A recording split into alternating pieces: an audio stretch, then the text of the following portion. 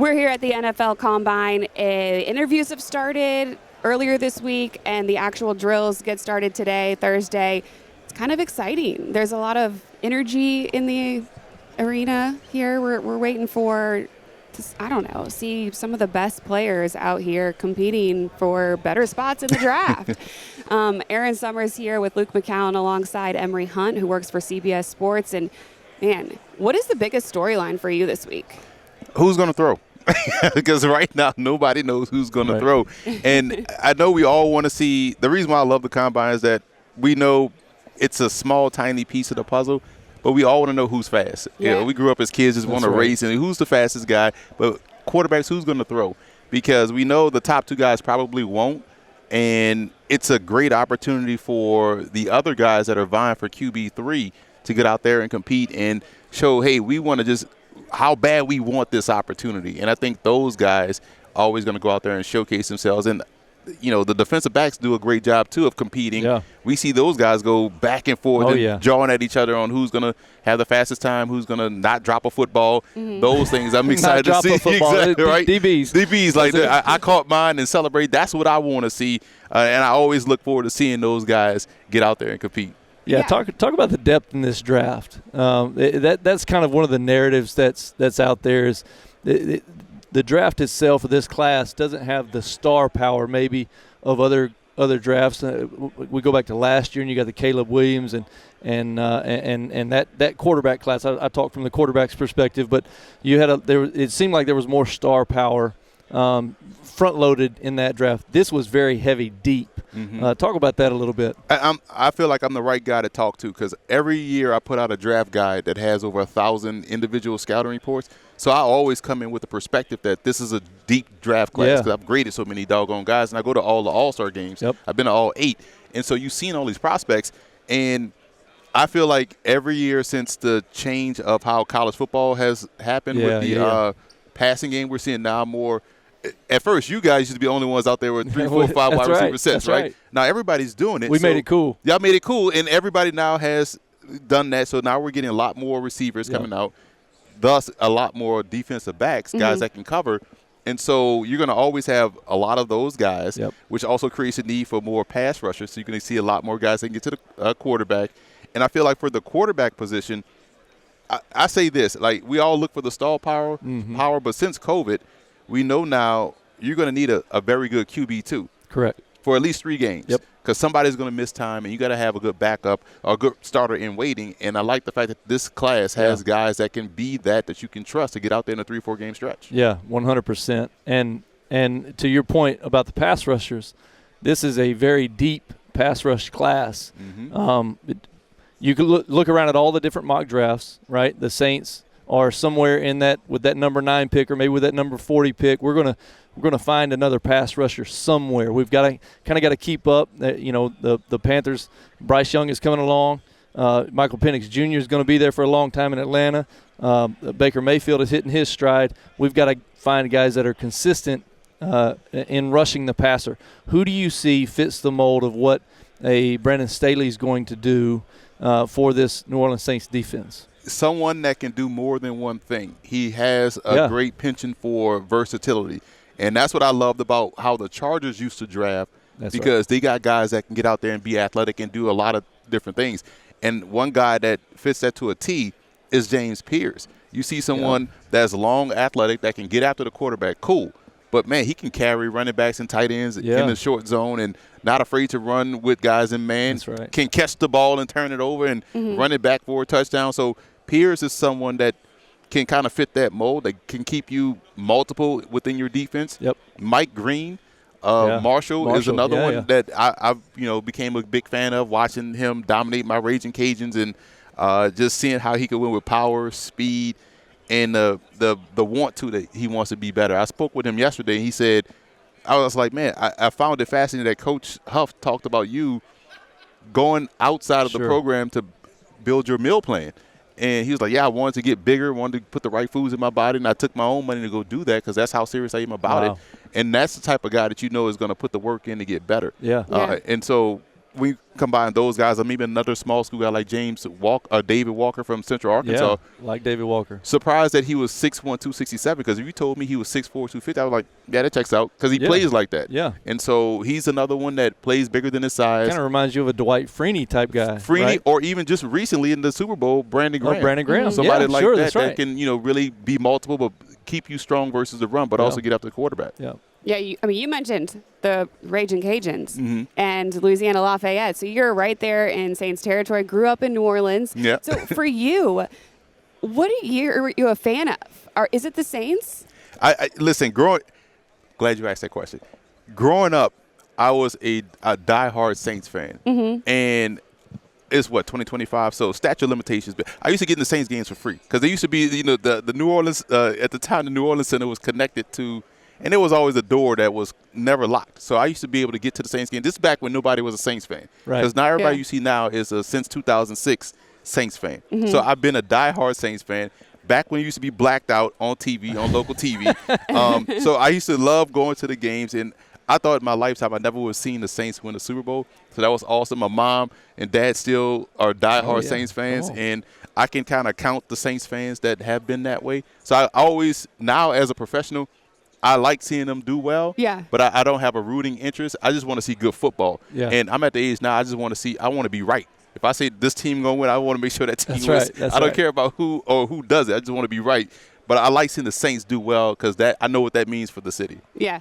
Injuries obviously became a huge factor last season for the Saints. But going into this season, if everybody is healthy, got a couple free agents that we're watching, what do you think the Saints' biggest need is for next season? Health. And I would also say the Saints need playmakers on offense. I'm an offensive guy, so you got to speak about the playmakers. But because I feel like defensively is about attitude and want to. And if the offense is doing their job, defense has got to go out there and just be active and in the way, and they can get stuff done. When you look at the Saints, you're like, okay, who are the threats? Who are we afraid of coming in on offense? It's Alvin Kamara, and whichever receiver can stay healthy. You hope it's Olave. You like to see Jawan Johnson develop as that guy as a tight end, but the Saints need more of those type of guys. If you go back to their heyday under Sean Payton and Drew Brees, they had receivers that you feared, and they had backs, plural. That's right. That you feared, and so tight ends, and we need to see that from an analyst perspective. Like, okay, if they don't have a threat, it's easier to defend, cover, and get you off the field. And we saw that play out multiple times, because I don't think the defense was as bad as it people made it out to be. They just was on the field for a long time. Yeah. Offense could sustain drives, and that's when you start to see, you lose that hold of the rope defensively. Yeah. And that's the big thing that I've wanted our fans to understand from the standpoint of wins and losses. And we brought this up yesterday when we were talking with Mickey and Kellen. 4 losses by a combined 7 points last year. You had 3 to the Eagles early in the season, 2 points to the Falcons, I think. Then 1 point losses to both the Commanders and the Panthers. And you're really close. At 9-8, you've got a shot to get in, right? At 9-8, you're in the NFC South this year. You're really close to either being that wild card or the number 4 seed, right?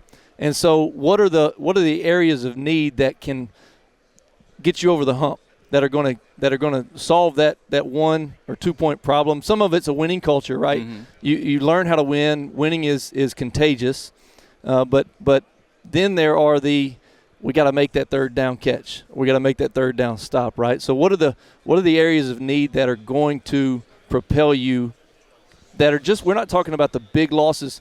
We're talking about these 1 or 2 point losses. What are the areas of need that are going to take you to that next level to secure those victories? I think winning situational football is everything in the game. Third down offense, backed up offense, red zone offense, end of game situations. Those, to me, is where, if that's the difference between a team that wins those 9 games or a team that doesn't win enough games to have a winning record. And it's a big reason why we heard all season long, man, this Chiefs team is the worst 15-1 team because they do all the little things well. They wait for you to beat yourself because they excel in situational football. I feel like the Saints can do that. Think about how many I like to look at the let's say the Packers game. Yeah. They're moving the ball. Rattler comes in, does a great job moving the ball, and then you have the critical turnover. After the great pass. That's right.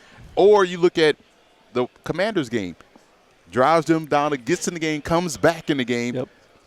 The play call and also combined with the play, there was no other option. You cut off half the field, and so now you force him to make that play, and it's like, well, who's the guy that demands the ball in that scenario? You don't have that guy. That's right. So if you can't do that and manage the situational football parts of it, everything is just going to struggle. And even on defense, if you need someone to close out a game, the Saints used to have that guy. Right. It used to going back, Pat Swillen, Ricky Jackson, all the way down, Cam Jordan, the late Will Smith, Darren Howard. You can't name a guy now who's going to close the game out. Yeah, to go make that play. And so a play don't care who makes it. It just wants to be made.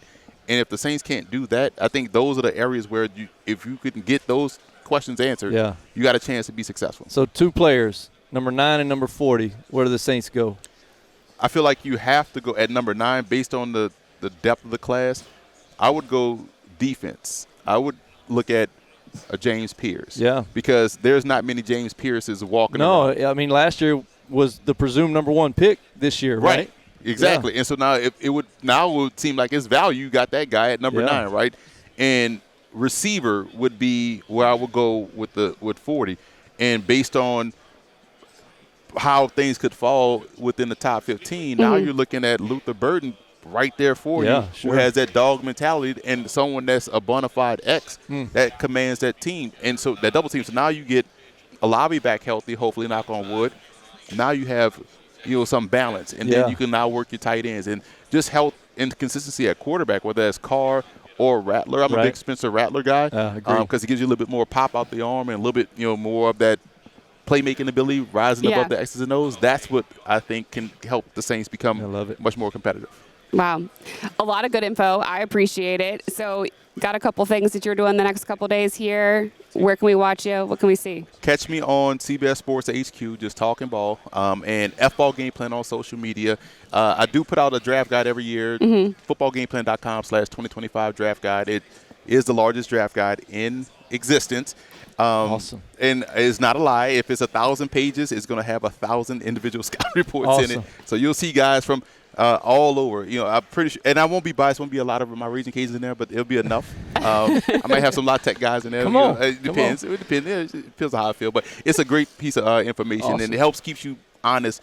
And ready to go from preseason throughout the season as guys pop up on off the roster. Sure. When you look later in the draft and some of these maybe D2, D3 schools, who are some of the prospects we should maybe be watching out for? There's listen, there is a guy at St. Norbert University. Okay. It's a Division III school out of Milwaukee or Wisconsin.